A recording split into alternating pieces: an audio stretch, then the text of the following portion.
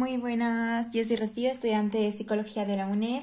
Estamos en la asignatura Fundamentos de la Investigación y como ya os dije no voy por temas, sino que voy un poquito por apartados para que sea un poquito más sencillo buscar en los temas, ya que en cada tema hay muchísima información. Y hoy vamos a hablar de la validez de la investigación y vamos a hablar de la validez interna y externa y dentro de todas sus amenazas, conceptos, etcétera. Igualmente tenéis todos los contenidos que vamos a ver en la cajita de descripción del vídeo. Gracias y vamos a ello. Validez de la investigación. Conceptos y clases. El concepto de la validez es grado de confianza que pueda adoptarse respecto a la veracidad o falsedad de una investigación. Y tenemos dos clases. Validez de la inferencia causal y validez de la generalización de la inferencia causal. La validez de la inferencia causal tiene dos puntos. 1, validez interna y 2, validez de la conclusión estadística.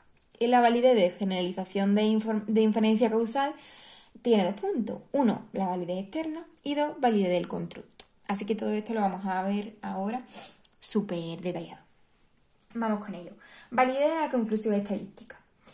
Concepto, pues en este caso es el grado de confianza que podemos tener dado un nivel de significación estadística sobre la correcta inferencia de la hipótesis, referido principalmente a dos inferencias estadísticas. 1, si las variables covariación o no, es decir, error tipo 1, que se concluye que existe relación entre variables cuando no la hay, y error tipo 2 se concluye que no la hay cuando sí que la hay. Y el punto 2, si las variables covarían, es decir, que se infraestima o sobreestima el valor de la covariación. Amenazas de la validez de la conclusión estadística. Tenemos la violación de los supuestos del modelo estadístico y la baja potencia estadística. La violación de los supuestos del modelo estadístico es la aplicación de una prueba estadística sin tener en cuenta los supuestos que deben cumplir los datos para que esa prueba se pueda aplicar. Y su control es la elección adecuada de la prueba paramétrica o no paramétrica, dependiendo de si los datos se cumplen o no los... O sea, lo repito, ¿vale? El control sería la elección adecuada de la prueba paramétrica o no paramétrica, dependiendo si los datos cumplen o no los supuestos del modelo paramétrico. Ahora, baja con potencia estadística. ¿Qué es esto? Es la potencia de una prueba, que es la probabilidad de rechazar la hipótesis nula cuando la hipótesis alternativa es cierta. Si no elegimos adecuadamente el nivel de significación estadística y el tamaño de la muestra, podemos tener un error tipo 2, del que hemos hablado antes. El control aquí es elegir el nivel adecuado de significación estadística y el tamaño necesario de la muestra. Validez interna. El concepto es el grado de confianza con el que se puede inferir relaciones causales entre la variable independiente y la variable dependiente.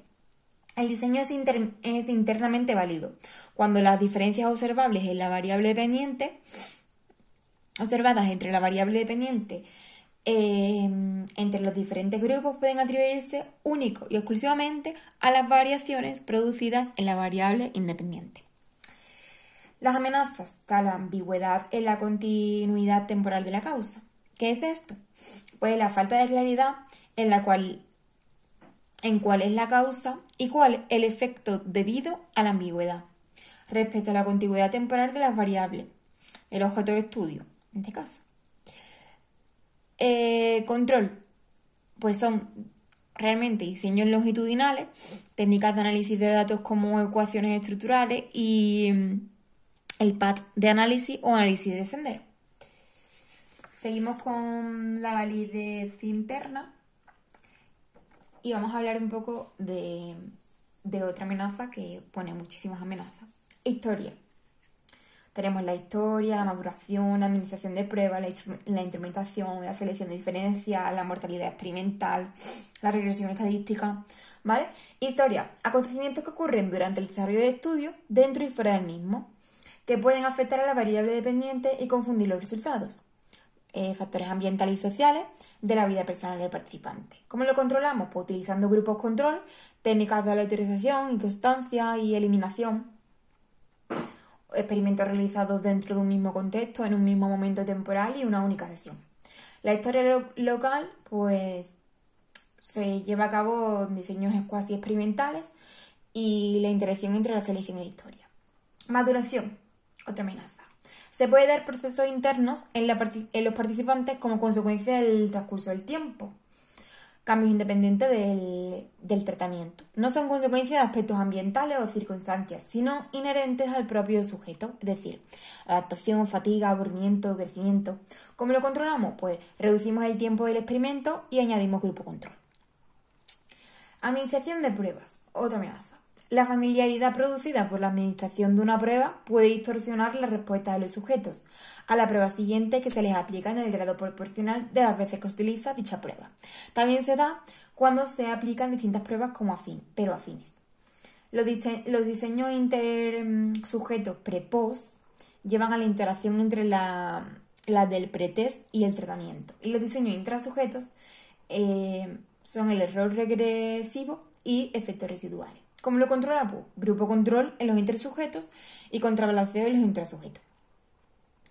Otra amenaza, instrumentación. Cambios que pueden darse a lo largo del tiempo en los instrumentos o procedimientos de registro de medida, que son observadores humanos. ¿Cómo lo controlamos? Pues con instrumentos válidos, sensibles y fiables, o un entrenamiento de los observadores. Otra amenaza, selección diferencial en la formación de los grupos y su equivalencia. Son grupos no formados aleatoriamente o demasiado pequeños. Es muy frecuente en los cuasi experimentales. ¿Cómo lo controlamos? Pues los intersujetos asignando aleatoriamente, con bloque o el emparejamiento de grupos. El intrasujetos selecciona aleatoria de la muestra entre la población y los no experimentales con muestras amplias y representativas. Mortalidad experimental. Otra amenaza. Es la pérdida diferencial de participantes durante el experimento. Algunos sujetos de uno de los grupos abandonan el experimento. ¿Cómo lo controlamos?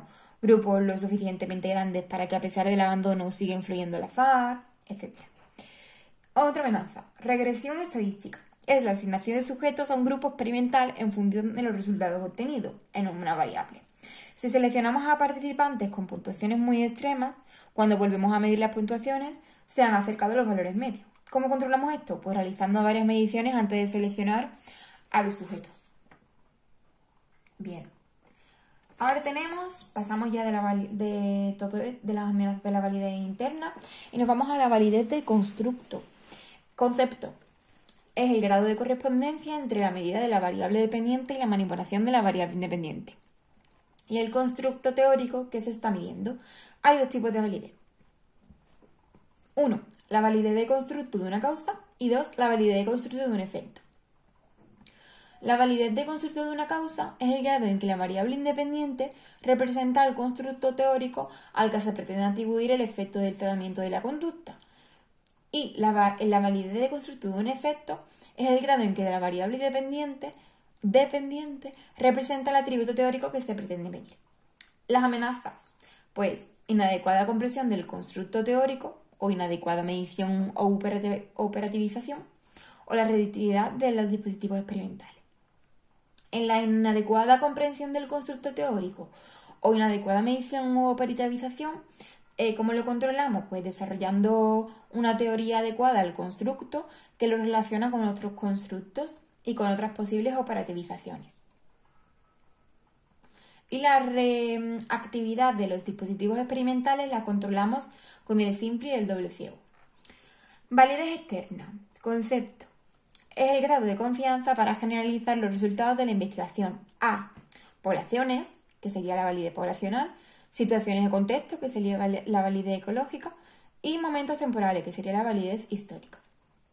Y tenemos unas amenazas relacionadas con la interacción. La selección por tratamiento, la situación por tratamiento y la historia por tratamiento. Empezamos por la selección por tratamiento. Significa que los resultados obtenidos en una muestra no pueden generalizarse a la población de referencia ni a otras poblaciones porque el tratamiento provoca unos determinados efectos en la muestra porque éste presenta unas características concretas que no tiene el resto de la población. ¿Cómo controlamos esto? Con una selección aleatoria de la muestra, elegimos una muestra heterogénea en las variables relacionadas con el tratamiento, o hacer una réplica del experimento con muestras diferentes. Situación por tratamiento. Es la artificialidad excesiva de la situación experimental. Hace que sea posible generalizar los resultados a situaciones reales. Puede darse con más frecuencia en el método experimental. No suele darse en el observacional. ¿Cómo se controla? Replicar en situaciones diferentes, procurar que la situación experimental sea lo más natural posible. Bien, y ahora nos vamos al último. Historia por tratamiento. Ocurren acontecimientos que interactúan con el tratamiento y no se puede generalizar a momentos temporales diferentes los resultados. ¿Cómo controlamos esto? Replicando el experimento en diferentes momentos temporales. Ahora tenemos amenazas no relacionadas con la interacción, que sería, por ejemplo, interferencia de tratamientos múltiples, que quiere decir que los intrasujetos donde se aplican varios tratamientos a los mismos participantes, la respuesta a un tratamiento puede estar condicionada con los tratamientos anteriores. ¿Cómo controlamos? Con el contrabalanceo. Hay dos efectos. El efecto reactivo de las pruebas, que es la misma medida que la amenaza de administración de pruebas, y el efecto reactivo de dispositivos experimentales, que el sujeto puede responder a lo que cree desear el experimentador que responda y no al tratamiento. ¿Cómo controlamos esto? Con la técnica del simple y del doble ciego. Bueno, pues hasta aquí tenemos este punto. Espero que os haya servido para repasar y nos vemos en el siguiente apartado. Gracias.